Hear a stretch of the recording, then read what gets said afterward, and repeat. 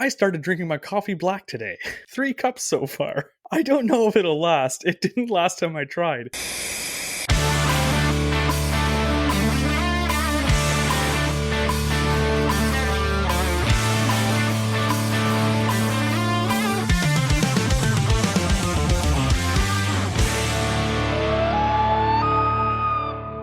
Welcome everyone to another awesome episode of the Average Ontario Anglers Fishing Podcast. Today we have a big podcast because we're going to be talking about big things. Today we're going to be talking about shore casting for salmon. So if you're new to this podcast, my name is Jesse. I'm your host, and this with me is my fishing buddy Andrew. We've been fishing together for over 20 years, actually longer than that. Man, we're getting old, man. That's terrible. But anyway, in this podcast, we talk about our experiences that we've picked up over the years fishing, gear reviews, techniques, different things that we fish for in Ontario. And we hope that if you're just getting into fishing, or if you're someone that's been fishing for many decades as well, you'll find this entertaining and educational. So again, today we're going to have an episode about shore casting for salmon in the fall. Now, I know it's August. People are still thinking about other species like bass, but there's a lot of people that have already focused their attention to those big silver bullets that are coming to the harbors and rivers this time of year. So we're going to talk about that because it's very exciting. But before we do that, we actually have a very cool segment that we like to call Story Time. And to handle that, we have Andrew, and I have no idea what he's going to do. This better be a good story. Well, I think Jesse will approve of this story because he had a hand in writing it. In fact, he wrote this whole story time because I have in my hands a letter from back in the day. I still have the odd letter kicking around of when Jesse and I, like Jesse alluded to in the introduction, we've been fishing together for decades. We've been friends since we were younger kids, and we used to call each other on the phone and talk about the Bass Pro Shops catalog, and we would write letters, sometimes on a weekly basis, just updating each other on what other fishing stuff we were interested in. Now, I wanted to kind of read over, I picked a couple different letters. So we'll see what time we have, but this is going to be embarrassing. I was laughing out loud when I read these. So this is kind of giving you an insight of how our friendship started and kind of like grew over the years. Just Jesse's much older now. I'm much older now, but I'm sure you get a kick out of this.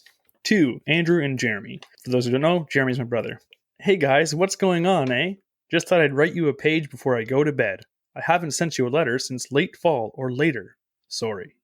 I always write them, but lose them in my landfill. I mean room. It's April 1st. Well, in 30 minutes it'll be anyway. I can't believe March is over already. I went fishing yesterday and today down at the creek. Sadly, because of this unseasonably warm weather, the majority of the steelhead run is long upriver beyond the out of bounds. I only saw 3 steelhead today, and I fished probably a 3 kilometers of prime fish holding river. Yesterday, I brought my float rod and my ultralight for spinners. I fished a few really nice pools, float fishing with 3-inch white Berkeley trout worms. They actually work. I caught nothing, but did hook a decent rainbow, but we failed to connect and it was over as soon as it started. I switched to my ultralight, my favorite combo ever, and tossed a size 6 silver Panther Martin spinner the rest of the day. Down towards the lake, there's this nice spot I call the trench because it's shallow, then dips down real deep. On my first cast, my spinner swung just above the trench, and a fat, foot-long brown swam up and nailed it. She dove under some logs, but stood no chance against my Pro Joe ultralight fish-fighting abilities. She was in good condition, and silver, which means fresh from the lake. Anyway, speaking of ultralight fishing, I love it! Remember that pair of steelhead I took last spring on my ultralight and 4-pound mono? That was sweet! The bigger one was 26 inches and like a thick 5.5 pounds. It's too much fun! Today I fished the same stretch of water, but left my float rod at home. In the same spot as yesterday, I nailed another fat brown on the first cast, but she threw the hook. I continued fishing, and at the end of the day, landed a 10-inch and a 7-inch brown and a similar-sized rainbow. Nothing much, but better than nothing. I don't think I'll catch too many steelhead this year. I'll be happy with 1 2-footer. The post-spawn bows are almost too easy to catch, as they are actively eating on their way back to the lake. The only problem is they all come down at different times, so are hard to find. Dang. Anyway, I can't wait to fish Lake D again. I have a spinner in mind that'll slay. A size 15 Panther Martin, which is around a size 4 Aglia. They run deeper than Meps, and that's why I love them. I started drinking my coffee black today. 3 cups so far. I don't know if it'll last. It didn't last time I tried. I've actually been playing the acoustic a lot last week. Haven't touched my electric. I learned a Bob Dylan song, Blowin' in the Wind, today. It's a classic and very easy. Good song to know. And then, it talks about random things. But, at the end, he says, anyway, my computer time is up, so TTYL. From burger flippin', brown catchin', bass buying, fender strumming, ultralight king. Me. And I have to say, at the very bottom, Jesse was famous for these little cartoons and stuff. So he drew a steelhead, and the steelhead has a speech bubble, and it says, sorry, Jesse, I'm too far up the creek to catch. Blame global warming. Dang Al Gore.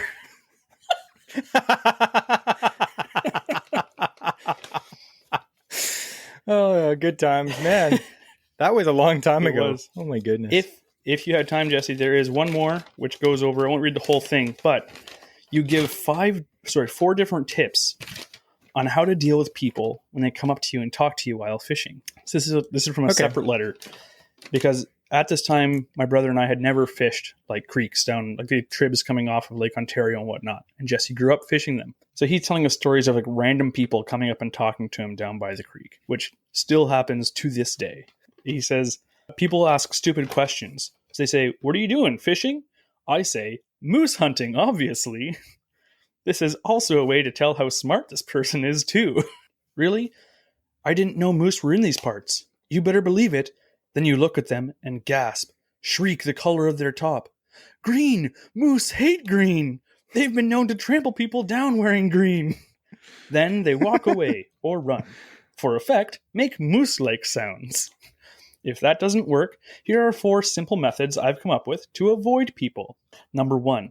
Well, sir, did you know there's a $5,000 reward for any information about that guy who disappeared? I heard he drowned around these parts. I bet they'll give me $10,000 if I actually snag him out. Then start describing what you think the body would look like, all bloated and stuff. You get double points if they barf. Number 2.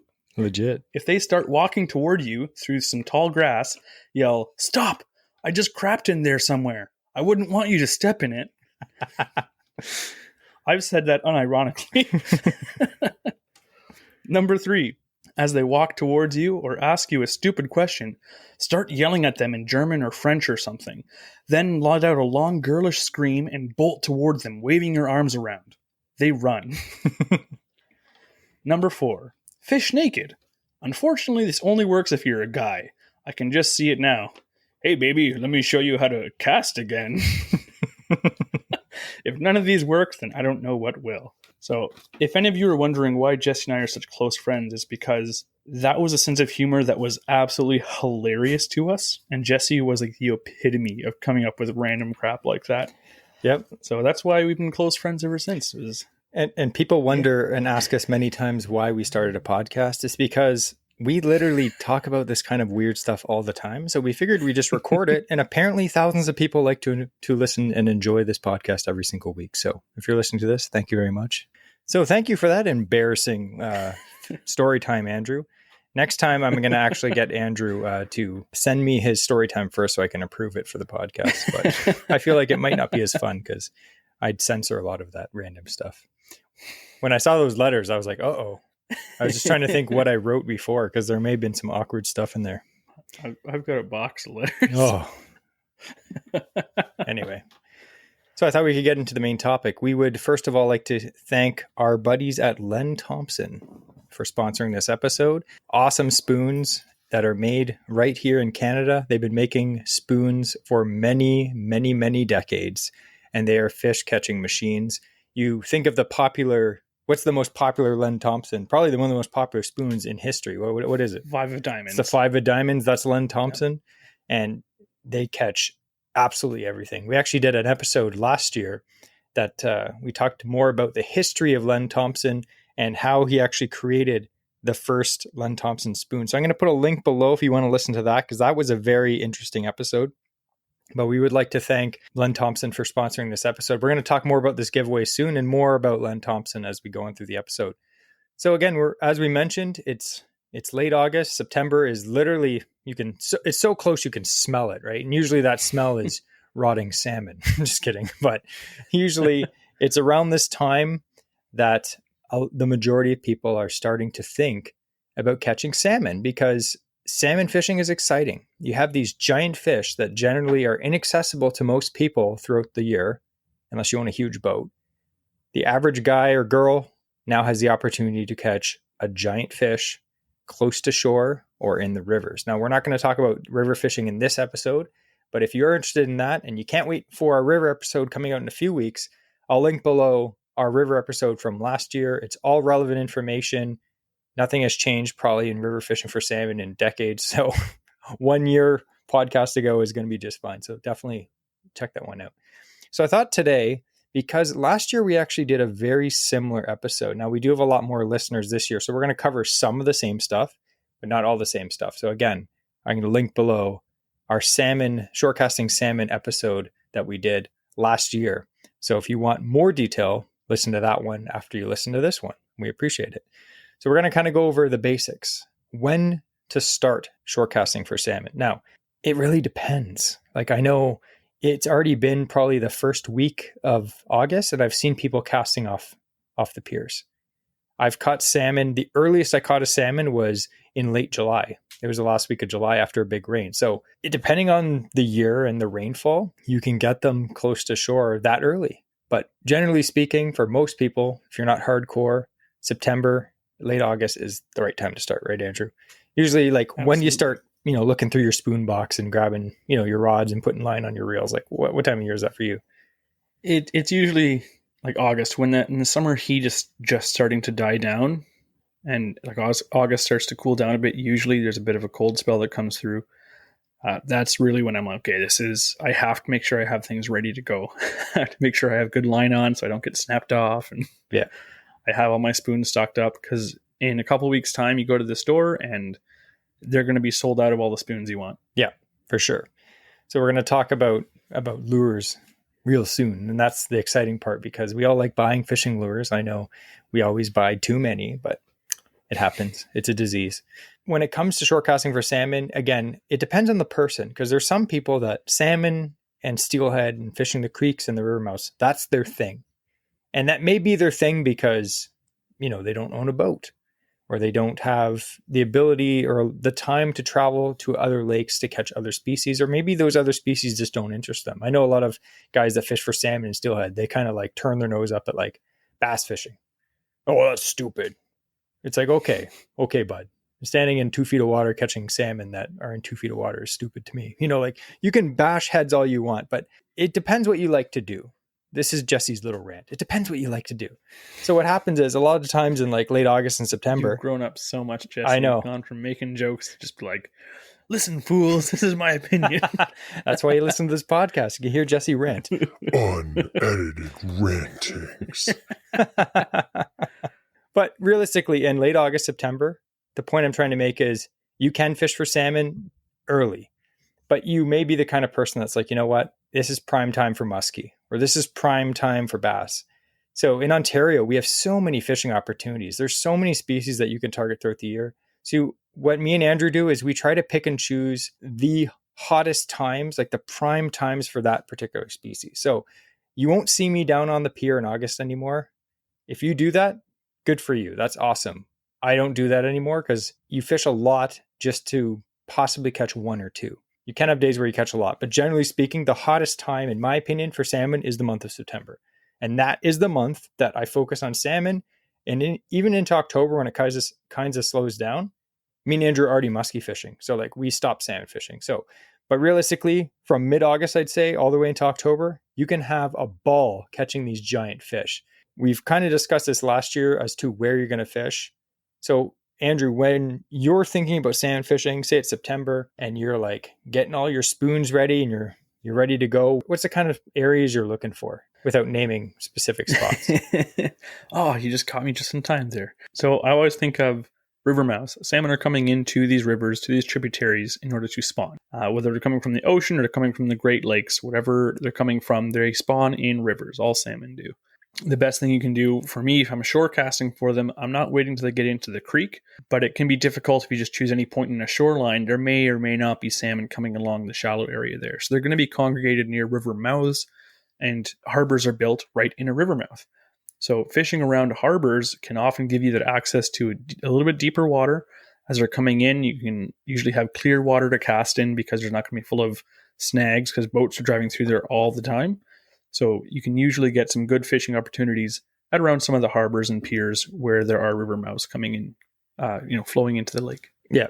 And not all river mouths and harbors are equal. So in my area that I live in, without naming specific names, because they're easy to find yourself, we're not going to spot burn spots here, but some rivers just simply flow into the lake. That's it.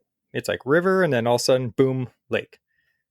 Others, like Andrew mentioned, there's marinas or harbors built into the river mouth. So it'll be like the river, and then it flows into this huge sectioned off bay that oftentimes is dredged out or deep so that big ships can come in, or like bigger boats like yachts and stuff. So those areas oftentimes will hold fish in that area because it's deeper. There's a big kind of a protected bay from the wind, that kind of stuff. And those rivers that flow directly into the lake, the fish may not hang around there too often. And they may be good spots when the fish are actively pushing up. But other than that, they may not be as good in that situation. Now, say you found your river mouth. And you know what? The best river mouth generally is the one that's closest to your house. Not always, but don't think that you have to drive 3 hours.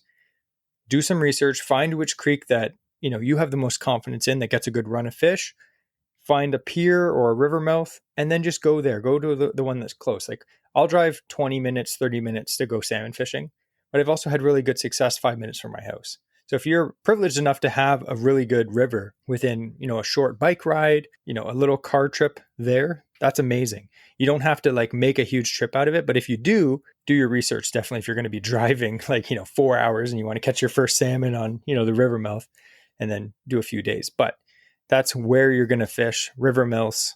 And generally speaking, like I mentioned, the deeper ones, those are the ones you're probably going to catch fish a little bit earlier in the season, like August. The fish tend to hang around a little longer at the end of the year. So keep that in mind. Now, I think this is an important reason. And I'll let Andrew give the first point. Why is salmon shore casting so awesome? Well, it's because whenever you're fishing for these fish, even if you think it's a pressured area, shore casting for salmon is you're getting fish that you've never seen, that have never been fished for before, and they've become accessible to you. There's so many times when you can't, you might have accessible areas, but the fishing pressure is so great there, you're not going to have a lot of success oftentimes. You're talking about, fishing off bridges or fishing on the public land and different lakes. And oftentimes everyone's fishing those spots and you're not going to have a whole lot of success. You need to kind of get away from the crowd. Salmon fishing or during a run is one of the few times when that's where all the fish are coming to you. And it doesn't matter if there's a bunch of people there, you have access to these fish. In no other time, like say you have a small boat, like a little kayak, you can't literally troll out in the middle of Lake Ontario in a small, you shouldn't anyway. I know some guys have like big ocean kayaks that they go out in the ocean or the Great Lakes and troll. But if you don't have access to a boat, what other time of the year do you have so many large fish come this close to shore? Like this is the time of year when you can catch the biggest fish you've ever caught in your lifetime. This is when it's going to happen. And I don't want to say salmon fishing is easy, but it's pretty easy. They're not intelligent fish. They're pretty dumb. We're going to get into that, why they're so dumb later. But the techniques are very simple. There's nothing complicated. I have took I started shore casting for salmon when I was like 12, 13 years old. And over the years, I've taken so many people that have never fished before and got them on salmon. Because it's not difficult. You just cast it out and reel it in. There's some little things you have to keep in mind, some little tricks and tips. But generally speaking, it's a pretty basic technique. And it's mainly just time. It's one of those things where the salmon fishing, you have to be there. Again, it's not like you have to be there that one day when it's great. No, there's a span of time, a month, 2 months even, of time where the salmon fishing can be really good. Yeah. So it's just a matter of putting in the time on those days. Certain days are going to be better than others during that month or those months. But if you, like I was talking to a workmate actually, because he wants to go salmon fishing this year. And I'm like, if you tell yourself, I'm going to go fishing after work down at the lake every 2 days a week for 2 hours each time. And you do that for those 2 months of September, October, or you start mid-August and mid-October, I guarantee you're going to catch a salmon at some point during that time. you'll have put in 20 hours on the water. You're going to catch a salmon trying all those different days. Yeah, it is literally putting in the time. It's like a lot of times we think of like muskie fishing. They're like, it's the fish of 10,000 casts. Salmon are not as much casting. Muskie are a little more difficult to catch than salmon, obviously, but it's the same thing. Like Andrew said, you have to put in the time and you have to go. And I know a lot of people get discouraged because when you're first getting into it, if you've never done it before, that first few days when you get skunked, you're like, you know what? I don't know what I'm doing. This is insane. And maybe it just happened that time that you went just wasn't a good day. Maybe it got a little warm the day before and the fish pushed out deep. They weren't coming in, or the fish just sometimes they just don't bite. There are days when you see them jumping everywhere. And those are the days when they legit won't touch nothing. And then the next day they'll be slamming everything. So you just have to put in the time, force yourself to go. Just be like, hey, after work, maybe you work night shift, go early morning, go at night. And we're going to kind of talk about timing, like time of day. I've had a lot of people ask over the years when I worked at the fishing store, the best time to catch salmon. Me and Andrew will always recommend nighttime. Nighttime is our favorite, pretty much from sunset, maybe to like 10:30, 11 o'clock. And I know there's always the saying, the guys at the pier will always say, the fish don't start biting till 2 a.m. Sometimes when the bite's good, you can get stuck out there for hours and you're just like, one more cast, and nothing. And all of a sudden you'll hook one, you'll get one in and you'll just get all like, oh, okay, now they're biting, then nothing for an hour. And then you'll hook one. It's just, you can be out there for days. Like I have seen when there's a big push of fish in, guys will be out there for like 48 hours straight, just like whacked. You see them, they look like zombies, but they've caught like 40 fish. They look like the salmon will in 2 months. Yeah. So we're not going to get extremely into this because we covered this in the other podcast that I've linked below, but think low light. So salmon, especially around the river mouths and stuff like that, they will go pretty deep during the day, especially if it's sunny, if the water's clear. Some harbors are murkier than others. They may hold fish slightly later as the sun's coming up, but other harbors that are more clear, I find in my personal experience anyway, most of the salmon will be very active early in the morning. And then once the sun goes up, they seem to just vanish. Like one time me and Andrew were fishing, we had a bunch in the morning and then maybe around 9 o'clock, the sun was up bright, bluebird sky, and the fish just disappeared. You didn't see a fish jump for hours. And you're like, what happened? Like they were everywhere. It's because they went deep. They probably went back a little bit out past the pier or deeper into the lake. And you just can't, you can't cast a lure that far. And if you can, show me, because that would be very impressive. It was like a 4 kilometer long cast. And then the other time, like we said, is low light at night, dusk. Now, there are exceptions to the rule. If it rains and it's cloudy and it's windy, those times can be really good. Like sometimes if there's a huge pouring of rain and it's, nice cloudy day, you can catch fish right in the middle of the day. So use your best fishing discernment, use your best judgment. But the main thing you're going to look for is rain. Now, fish, I don't know if they can smell the rain. I think that's what happens is they can smell the rain. But sometimes it'll just pour rain and fish will just load into the harbor and shoot up the creek really fast. And even like August sometimes, or even like July sometimes, there'll be a huge dumping of rain and you'll look in the creek and there's already salmon in the creek. And you're like, what? So obviously when it rains, it's pushing fish into the river mouths, into the river even. And a lot of the reason why that's the case is from the research I've done regarding how salmon find their way back. It's amazing how they find a way to spawn in the creeks that they respond in themselves. Apparently, they're actually smelling not the river itself; they're smelling the land. So when there's rain, it's taking that scent essentially from the land, pours into the creek, and that's flowing out. That's the smell that's triggering them. Not so much just the creek water itself, the source of the creek water. It's from the land, the runoff coming into that creek that's really drawing them in. So it makes sense as well why when you have these big rainstorms, it's doing two things. One, it's flooding the water with all these odors that are going to be encouraging the salmon, hey, this is where I need to be, helping them zone in on it. It's also increasing the water levels, which means it's easier for them to get up the river. Exactly. So that's interesting. I've never thought of it that way. But I wonder if the fish that go up offshore creeks smell crack. Maybe that's why they're crazy. That's why they're crazy, boys. So anyway, there are many opportunities, just to summarize this point, there's many opportunities and locations to catch salmon this time of year. You're going to look for ideally go fishing whenever you can. Honestly speaking, if you were like, the only time I can go is in the middle of the day at lunchtime, your odds aren't going to be as good. I'm not going to lie. But realistically, if you can go before work, after work, in the morning and the evening, your odds go way up. So try to hit those times. Look for days that it rains. And if you do that, and like Andrew said, you put in the time, you go down there, you put some of these techniques that we're going to talk to, basic techniques to use. We're not going to say guaranteed, but it gives you a very, very high chance of connecting at least with one of these insane Chinook salmon, which are amazing fighters. And it has to do with their size too, but they average like 15 to 20 pounds. And like you have a good shot at hooking a high 20s, possibly 30-pound salmon. So it's the time of year to do this.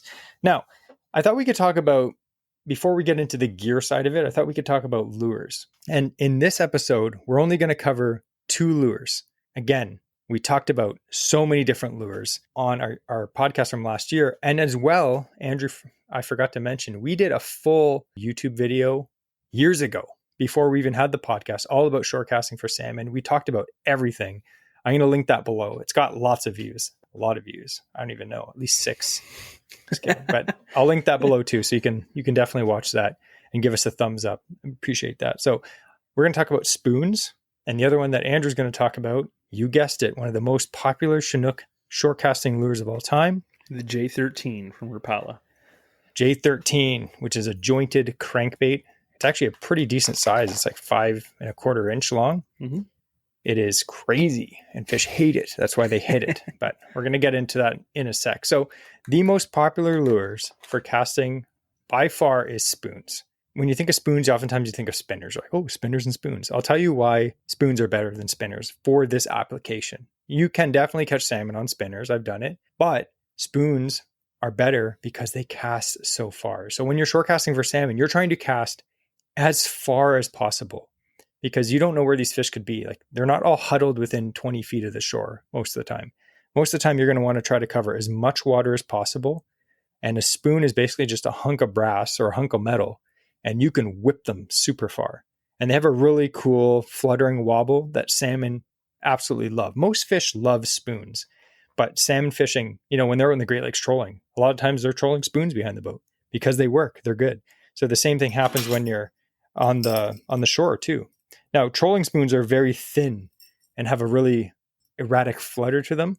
But the kind of spoons that you use for shore casting for salmon, they're a little thicker. They still have a good, I wouldn't say they have a really erratic flutter, but they have a really good wobble to them. Mm-hmm. Or as we would say, a sachet, kind of like flipping back and forth. I was waiting for that word to pop up. Yes, I know Andrew's going to say it. So when it comes to spoons, whatever brand that you have confidence in, that's the one you want to use. There are a lot of different spoons that people catch fish on. And if you ask 100 salmon anglers what their favorite spoon is and what their favorite color is, you're going to get so many different answers. And every single guy will think his specific combination is the best. But in reality, there is no right answer. I know people are like, no, it has to be this. It doesn't.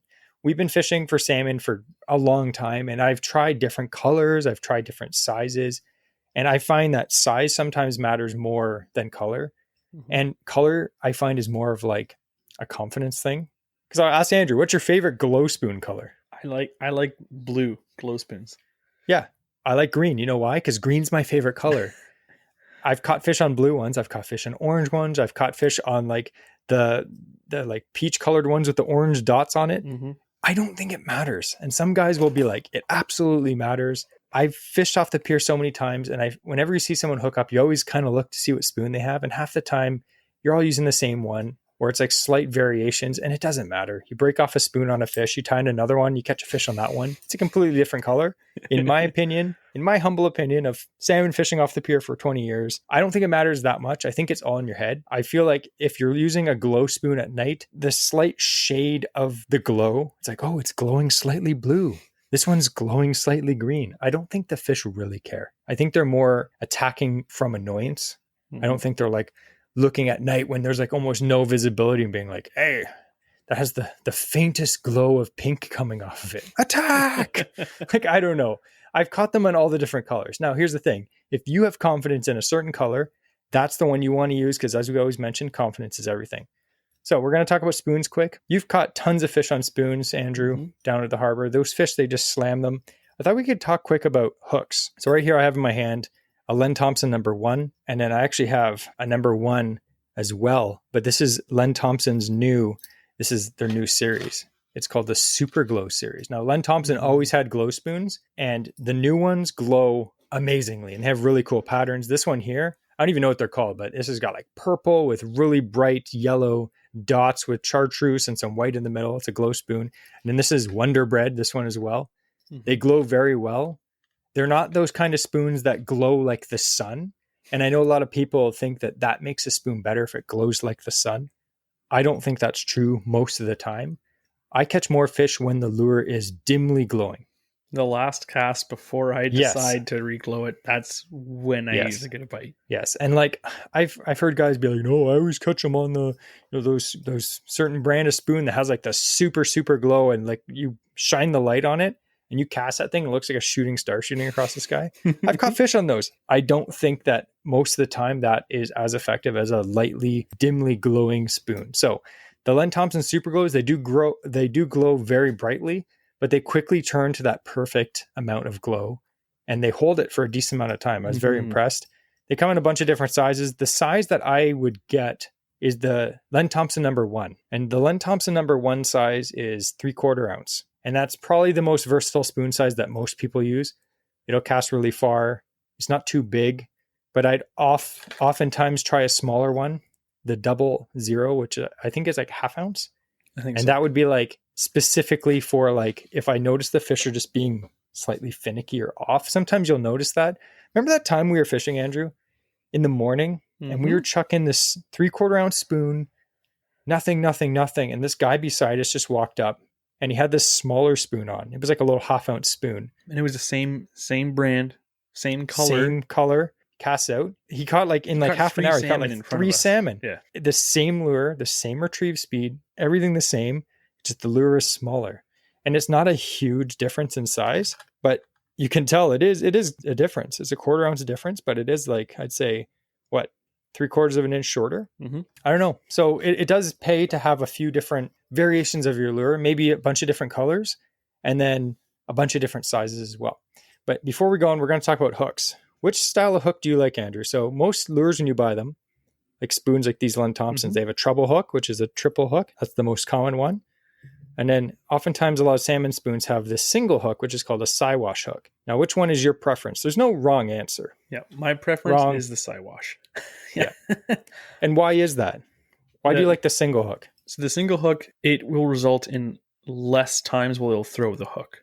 So I have noticed some days where your hookup ratio may be slightly lower with the Siwash hook, but overall my landing rate is higher because they're not throwing the bait. They're not throwing the spoon. So I may miss one of the 3 strikes, but the 2 that I got connected with, I landed both those fish. Whereas with the treble hook, I may hit all 3 fish, but they've thrown it twice. I only land 1. So I prefer the Siwash hook because when that single hook gets embedded, like there's nothing for them to pry against to loosen it out of their mouth. Yeah, they can't use the other hooks as leverage. Now, sometimes you'll catch a fish on a treble hook and they're hooked really good, but oftentimes you'll get them and they're just hooked by one of the small hooks. Now, a treble hook has 3 hooks, but each individual hook is pretty small. If you compare that to the size of a Siwash hook, it's a very large hook and there's a very large barb. You get an extra 1/4 inch of length of hook point that you have to pull out in order to throw that hook. Yeah. And salmon have pretty bony mouths. Very bony mouths. Very bony mouths. So oftentimes the hook that's easier to slide into their mouth is going to get hooked better. So a Siwash hook is just a single. You don't have to get 3 barbs into the fish's mouth. You just have to get 1. The hook is bigger. It is stronger. I've never had one bend out. And they do, if you're doing catch and release fishing, they do a lot less damage to the fish. Now, there are pros and cons to both. Obviously, the hookup ratio on a treble hook generally might be a little better because there's 3 hooks. But like Andrew said, you will land way more fish, in my opinion anyway, on a Siwash hook. Now, everyone has their own opinion. I've talked to guys and they're like, oh, Siwash hooks are trash. I salmon fish for 30 years and we never use those and we never lose fish. Cool. Good for you. There are a lot of people, though, that use Siwash hooks. They absolutely love them. They swear by them. Realistically, you got to do what you have confidence in. If you've never tried using a Siwash hook, I would try it. See if you like it. If you don't like it, we don't care. We're just showing you options here. Okay. Put them on a split ring, and you can just put the treble hook back on after. If you don't like it, just put the treble hook back on. When you buy a Len Thompson, they actually sell them with Siwash hooks, but their actual treble hooks themselves are actually very sharp. I don't even replace these ones. Yeah. And they're great hooks. So you can buy a pack of Siwash hooks for cheap. I think like $5 for like, a bunch of them, half a dozen at least. You just take the old hook off, you put this hook on, and you're ready to go. They're easy to sharpen because it's a single hook. And if you don't like it, put the treble hook back on. No big deal. But me and Andrew like the Siwash. And just as a little note, if you are putting a Siwash hook on, I know we talked about it in the last year's episode and also on the video on YouTube, but when you're putting the Siwash hook on, it is very important. So hold the spoon as if it was you were drinking soup or something with it. So it's concave side up. And then put the Siwash hook where the hook point is also pointing up. That way it's going to actually engage with the fish. If you put the Siwash hook the other way where the hook point is pointing towards that, outward bending side of the spoon, you will notice you won't be hooking fish. So if you haven't had success with it before, and you're like, oh, I've tried it before, the Siwash hook never worked, just take note, make sure that it was on the right way with that hook point pointing up when it's concave side up. It's easy to put them on backwards, but you definitely want it to do that. You also snag more stuff too if the hook is pointing down, which is something you don't want to do. We're going to talk briefly about colors. We kind of talked about that. Different glow colors, doesn't matter. Who cares? Use one that you have confidence in. But if you are fishing during the day, some of my favorite colors are silver. Anything silver with a bright color on it. Sometimes you'll get the spoons. Like this is a Len Thompson. This is actually our custom Average Ontario Anglers Len Thompson with our loon logo on it. Super cool. Thanks to Jess and Brad at Len Thompson for that. That's awesome. But this is half silver, half blue, half silver, half orange, half silver, half chartreuse. All amazing colors. This is actually one of my favorites for a cloudy day that's still bright out. This is their brass, half brass hammered, half orange hammered. So that's an awesome, awesome combination. Also, all these lures, if you buy them for salmon, they work really good for pike fishing too, just as a heads up. So it's kind of a multi-purpose thing. So buy a bunch of spoons. I'd say like you could probably have full confidence buying 6 spoons. Buying 2 small ones, 4 big ones, 2 glow ones, 2 ones for during the day, and then the small ones, I get a glow and a silver, and you'd be good. 6 spoons, that's all you need. So we're going to talk very briefly about the giveaway, because you may be calculating in your head, how can I afford to buy all this stuff? You guys are dumb. I have no money for that. Well, one lucky Patreon member is going to win $100 worth of Len Thompson spoons. I was talking to Jess from Len Thompson, and she's like, absolutely, let's get this in their hands before salmon season. So I was like, let's do it. Well, it was an email, so I didn't say that, but I said that in my head. So you could pick through anything. For $100, you get quite a few Len Thompsons, whole bunch of glows, different sizes. Hey, you know what? We're not going to judge you if you don't buy salmon spoons. You can buy trout or pike spoon. That's fine. I'm not going to say anything, but that's an awesome giveaway. We would like to thank Len Thompson, Jess and Brad at Len Thompson. They're absolutely fantastic people.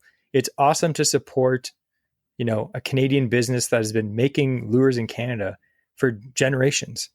And their stuff is amazing. It is probably one of the top fish catching lure in Canada, 100%, is the Len Thompson spoon. So we do appreciate that. We're going to talk a little bit more about them in a sec, but that is the spoon side of it. Spoons, I'd say I use 80% of the time because, like we said, casting distance is important. Sometimes, though, when the fish see too many spoons, there is one lure that absolutely slays. Now, what lure is that, Andrew? So that's the Rapala J13. And it's a large jointed bait. There's a couple popular colors people will get them in. This one's Fire Tiger. It's probably the most popular, I would say. Another popular one is orange, but I've had success on the silver. I've had success on the silver and blue, silver and black. Any of the colors will work well for you. But having something that essentially is bright and flashy. Now, the cool thing with these is when we often think of salmon fishing, you want to make them upset, aggravate them. You're triggering a strike. The odd thing is these baits work so well, and yet they're completely silent. There's no rattles in these. They're balsa wood baits. So some of the pluses is they have a good hook, a really good hookup ratio, because there's 2 treble hooks in these things. The downside with them is, and another plus is, they have an amazing wobble. And it's not like other jointed baits you may have seen where, the head kind of shakes a bit and the tail like dances a little bit. These things, as it comes, like the whole bait's just like going side to side. There's a crazy erratic wobble on these things. And that's what's triggering that strike, is that the movement of it. Just how spoons are effective because they kind of have that wide side to side action.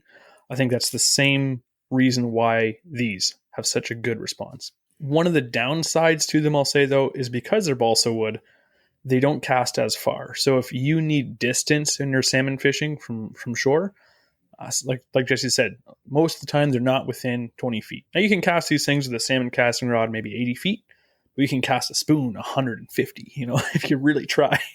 Yeah. So having the range is something you have to consider if you're depending on what you want to use. Yeah. But there are times when the J13 or basically a jointed minnow bait will outfish spoons like 3-1. Oh yeah, absolutely. Yeah, and the bite, for some reason, like when they slam a spoon, it's arm jarring. But when they slam a J13, they try to rip the rod out of your hand. It's like they're not just hitting it, they're trying to kill it. It's insane. I've had them actually, I think one of the craziest J13 bites I ever had is I was standing on the rocks, I was casting out, and I was reeling in. And it got to the point where I was just reeling in fast to cast again. And this Chinook came out of nowhere and just like waked. I saw like the water just wake, and he hit it like 5 feet from my feet. like right as I was about to pull the lure of the water, this fish just came up and tanked it and literally just like straight out. I was like, oh my God, my heart was pounding like crazy. They're so aggressive. And some days they won't take a normal presentation. They just need that extra crazy aggressive presentation, or else they won't touch it. You'll have something, a spoon just wobbling by and it looks all natural and good.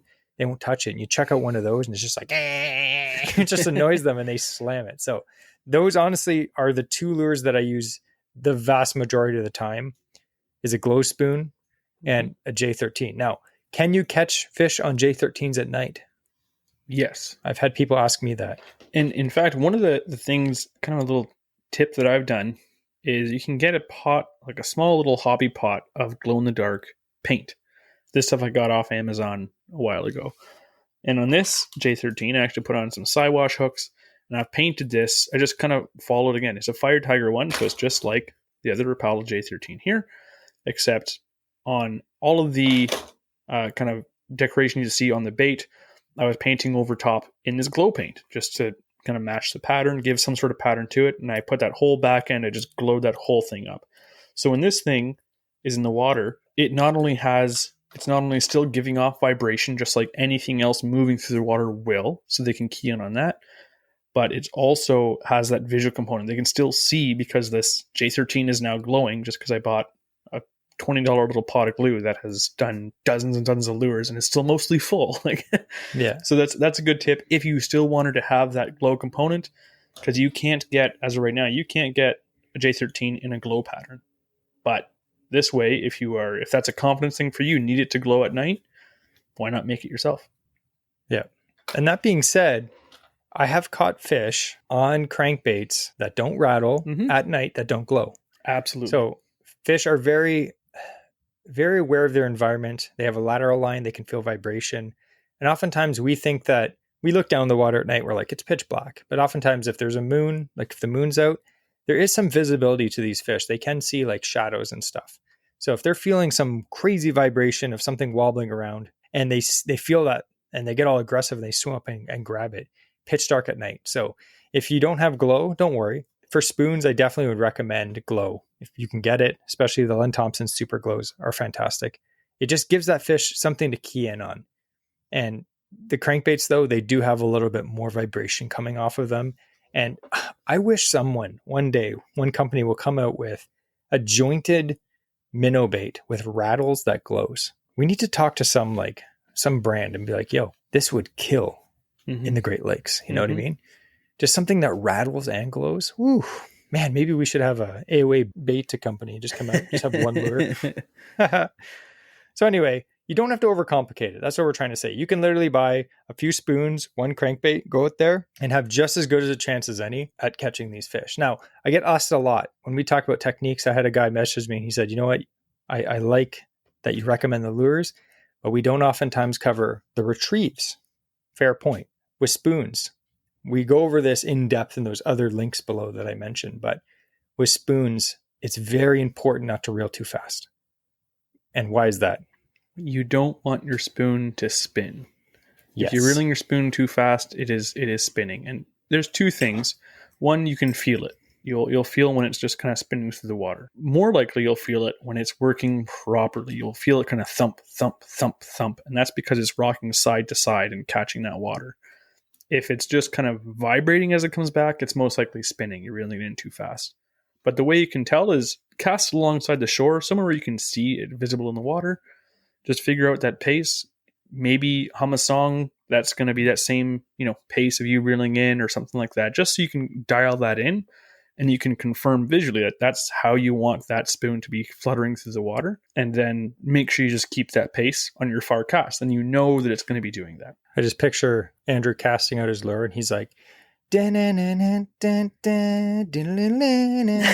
just kidding. That's a good thing though, is to cast where you can see it and see how your spoon's reacting. Because oftentimes I'll see people cast out and just reel in pretty fast and their spoon's just spinning in. It's like you won't catch as many fish if your spoon is spinning. You just want it to wobble. That's a huge thing. And you don't want to reel in too slow, because if you're reeling in too slow, the lure is not having the action that is attracting fish. It's just kind of a chunk of metal kind of being pulled through the water. It only kind of wiggles a little bit. It shimmies through the water. And you want to have it in between. You want that, as we say, that full sachet. You want it to go side to side. Like it's dancing like a lady. And Len Thompson, as we mentioned in our last interesting fishing fact that we did the podcast on with Len Thompson, is he spent years perfecting the shape of his spoon so that they had that perfect wobble. Mm-hmm. Remember Andrew, what he had in his boat? He had a small anvil, like a hammer and a small anvil. He's like, ting, ting, ting, like hammering away at this thing, tweaking it. Yeah. So he would tweak his spoon, cast it out, be like, pull it in again, ting, ting, ting. And he tinkered for many, many, many sessions out on the water so that he could get that thing perfectly. And then he replicated it. So these spoons have a perfect wobble if you reel them at the correct speed. There's not like one speed. It's not like it has to be like, 1.8 kilometers an hour. And if it's 1.9, it doesn't work. There's a range of speeds. You can reel it in slow and fast, but make sure it's at a good speed where it's actually still wobbling. Because if it's spinning, you won't catch fish. Now, I get asked a lot, do you need a swivel when you're using a spoon? I used to be really against swivels, but I've come to the point where I don't think it matters. Especially at night. You're fishing at night. I don't think a salmon is going to care about a swivel that he can't see. So if you're someone like me that likes to change your lures, even though it doesn't matter, like I'll be fishing a blue glow spoon. I'll be like, this one's not working. I want to put on this Len Thompson Wonder Bread. If I have a swivel on, especially at night, or a snap swivel, I can just quickly change the lures and I don't have to tie a complicated knot at night. Or especially if the fishing is hot, my hands are shaking because I'm like, I'm excited. So if you want to use a swivel, by all means do it. You do not need a swivel for a spoon. If you reel them in correctly and they wobble, they won't spin your line. But why not? Use a swivel if you want. No one's going to judge you except for Andrew. The one thing I'd mention is so Len Thompson, they actually have a swivel built in. Now it's not a snap swivel, so you can't just use it to unhook your bait, unclip your bait with it. But the one benefit that I would say to having a swivel on your spoon is it provides, I'm not going to say all swivels, but most swivels have a solid welded ring, or this one here is kind of bent over, doubled over, and goes back into the swivel body.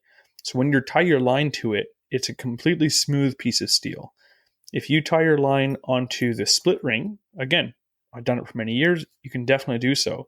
You'll notice the edge of the split ring has a bit of a sharp corner to it usually. And if the split ring is starting to separate, if it's been, pried open in the past, I have had my line, depending on the thickness of the diameter, actually start to slide through and come undone off of that split ring. So to have something that's, it could be just a matter on your spoons. If you are concerned about that, put a solid welded ring. If you're concerned about having a swivel fail on you.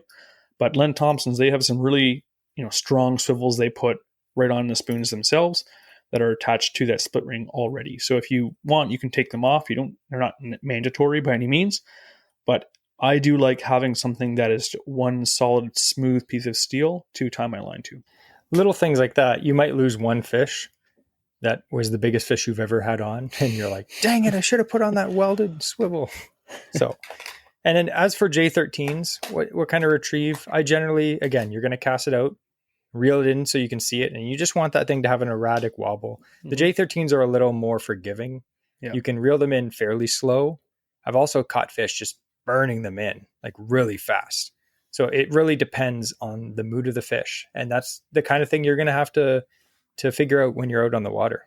The biggest things I find with J13s is with the retrieve of them.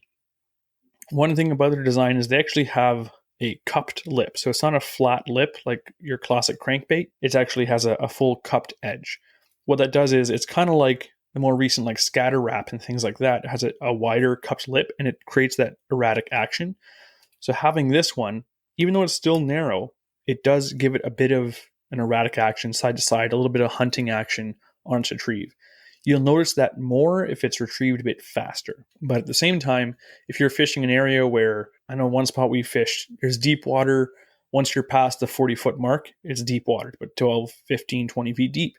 But then once you come in a bit closer in your last 30, 40 feet of the retrieve, you're above a weed bed. And if you're reeling in these treble hooks through weeds, you're going to have to clear your hooks every single time. So what you do is you just pause. These things will come up. They float right to the surface.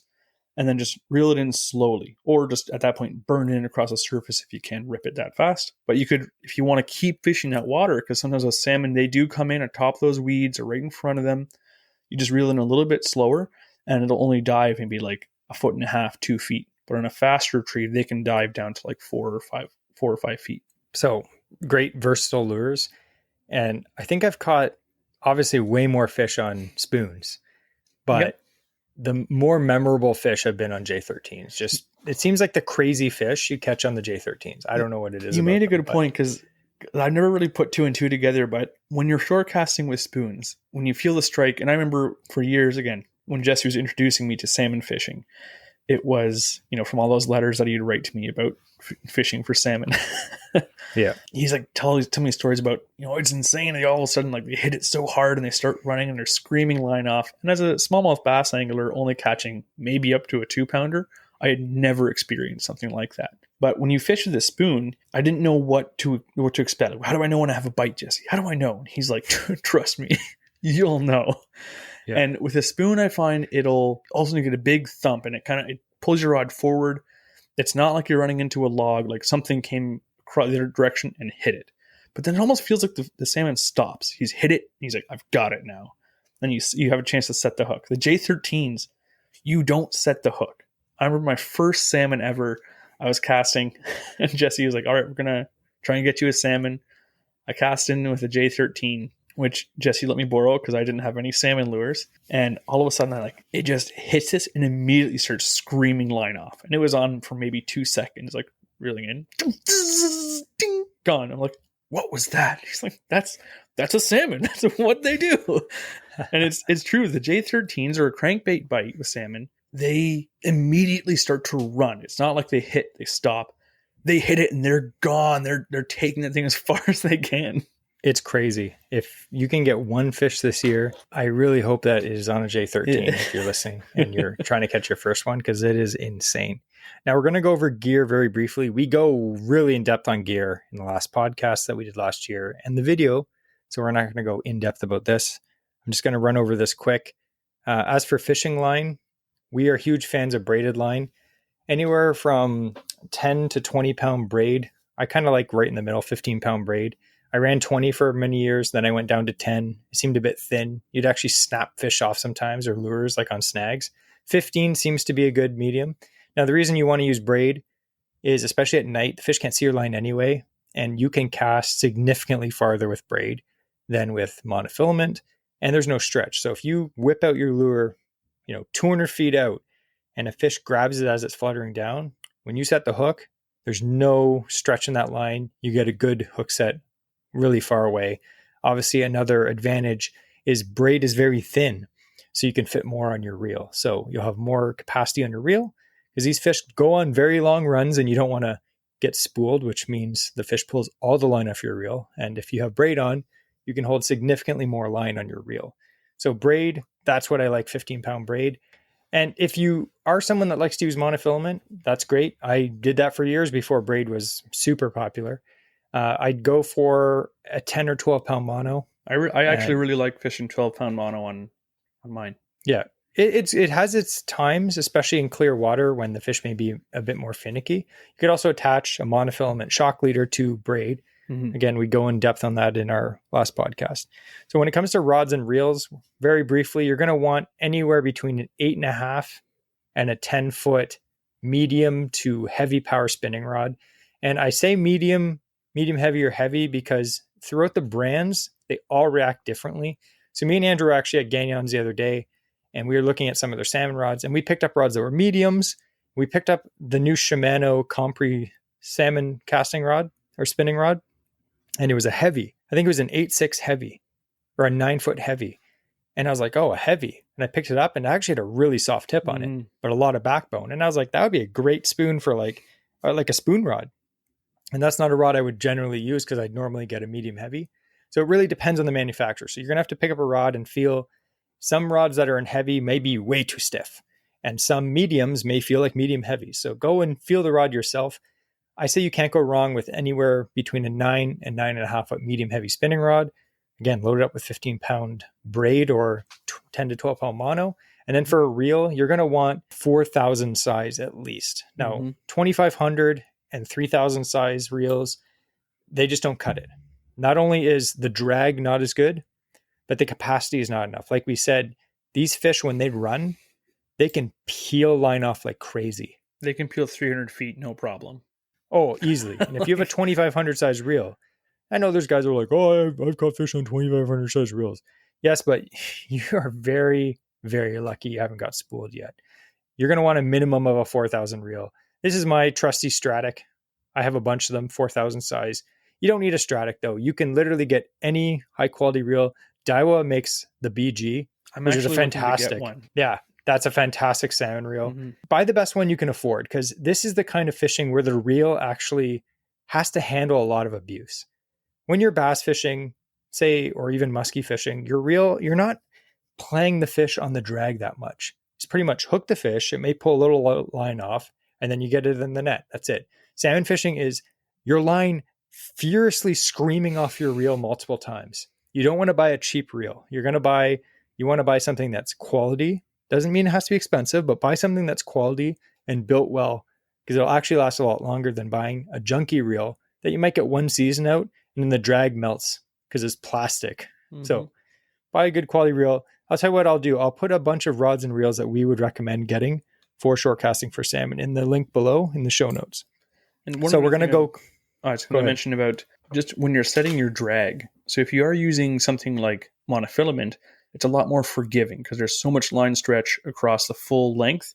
I really like, if I'm using straight braid, to use a shock leader because it also helps I'll use like 10 feet of mono and it gives me 3 feet of stretch just to give me a bit more leeway with that drag. If you're using straight braid, by all means you can do so. But if you're using especially the stiff rod and straight braid, if that drag, it's going to have a little bit of a delay, essentially, of actually letting the line come off. So you might want to have your drag a little bit looser than you might think for handling a fish that's 20 pounds, setting the hook. When they hit it, they're going to hit it hard. That hook's going to get in there pretty much. So don't have your drag set too tight because the amount of times I had made the mistake before of having it set too tight, that salmon hits and then in a matter of 2 seconds, it snapped 30-pound braid on me because my drag was too tight. And it's just because it's running so fast and aggressively. It's like, just like trying to stop a 10-ton weight falling like 50 feet and like, oh, I'll just catch this here. Like it's a lot different than just holding it in the air if it actually has momentum moving with it. I've had many salmon snap me off. I've had salmon on braid jump and land on a tight line and snap the line. Like it happens. So make sure you're really on your drag game. So that is salmon fishing 101. Now, there's a bunch of other items that we would recommend that you bring. We're not going to really go into these because, again, we covered them last year. Definitely listen to those. That podcast last year was really good. Got a lot of people said that they enjoyed it. So you're going to need a net, a big net. Again, these are fish. They're giant fish, especially if you're off a pier. You can't literally lean over. The water's pretty far down and you can't pull a fish up on line. So you're going to need a long handled telescopic net. That is one thing you're going to need. If you are night fishing, which I recommend, you're going to need a headlamp. That is very important, especially when you're, unhooking a fish and getting to the fishing spot. When you're fishing, I don't have it on, but as soon as I hook a fish, I turn it on. And then you can use it to glow your spoons too. You need some sort of light to glow your spoon. Yep. You can get a UV flashlight, which really works great for glowing your lures. But if you don't have one, just use your headlight. It works great. And then I would recommend, depending on the area you're fishing, a hook sharpener. If you're fishing off the pier, you probably won't need it. But in some of the river mouths, there's a lot of rocks and logs and stuff like that. And you will get your lure stuck and then you'll have to rip it out and you look and your hook will be dull. So have a hook sharpener ready to go. And that's pretty much it. You bring a coffee, you go down after work or before work and you just cast and retrieve. That's it. And you don't have to switch spots all the time. Just find a good spot. The fish are just constantly swimming around. They're not in one spot. They're swimming around. So just keep casting and retrieving and hang on. It's going to be absolutely fun. If you guys catch your first shore casting salmon, make sure you tag us on social media so that we can see. It's always exciting when someone catches their first something. I just actually went camping this past weekend and I got my buddy on his first bass on a whopper plopper. It was exciting. It wasn't me that caught it, but it was exciting to watch him catch it. So, and that was just a small bass. So imagine catching your first 20-pound salmon. That's fantastic. And a couple of the things I just wanted to mention, just gear-wise, that we found over the years has really helped us is when you had lip grippers and obviously pliers when hooking the salmon. Salmon, if you haven't caught them before, they have some mean-looking teeth. We talk about pike and muskie. Like, yes, they have very extremely sharp teeth and large teeth. Salmon, like you can almost make a necklace out of those things. Like some of those teeth can get big. So you don't want to be putting your hand into that salmon because they can have a lot of energy stored when you have that in the net. So we found having lip gripper, put it on the bottom jaw, and we can hold that nicely when we have the pliers that we were nowhere near to get wrist. Because again, you're probably standing on a slippery surface down by the water's edge. And just to mitigate as much as possible for safety wise, those two little tools, they don't cost much to have a good pair of needle nose pliers and a good pair of lip grippers. They can, definitely keep you having a good time fishing at night. Yeah, definitely. You definitely need pliers because sometimes when they grab that J13 and there's two sets of trebles in its mouth, you're not getting that out with your fingers, believe me. Those mouths are hard. So salmon fishing is a great time of year. If you're someone that's probably already out, you probably already caught fish by now. If you're just getting into it and you see that, you see people catching them, posting them on social media and you're like, man, I'd like to try that. You can get into it for not that much money. Now you do need slightly specialized gear. Again, you're fishing for giant fish. You're not fishing for, it's not like, oh, I have a bass rod, I can use it for walleye. This is slightly different. You do need some beefed up gear, but you don't have to spend a ton of money. And if you buy quality gear, it will last you years. All you need is a handful of lures. Len Thompson glow spoons will get it done. Again, we'd like to thank Jess and Brad from Len Thompson for having this giveaway. Again, one lucky Patreon member is going to win $100 to spend on their website, which is fantastic. They're going to save a lot of money for salmon season. Yeah. That's awesome. Honestly, for $100, you could buy quite a few spoons. You'll be set up for a few years. And maybe if you're a nice guy or girl and you win, you'll buy a few spoons and you'll give some to your friend. Or if you're like me, you'll just keep them all to yourself. Stockpile. Yeah. So make sure you tag us in any of your salmon picks this fall and stay tuned for more episodes on river fishing for salmon, which is coming up pretty soon. So before we end this episode, we're going to end with, as tradition says, the quote of the week. And to handle that, we have the man with the mustache and the beard and the sail hat, Andrew. I had to choose a wrestler name and I was like, it's fall time. We're going to start wrestling. It's me, the Slammin' Salmon. Dressed in all pink, flopping on the deck.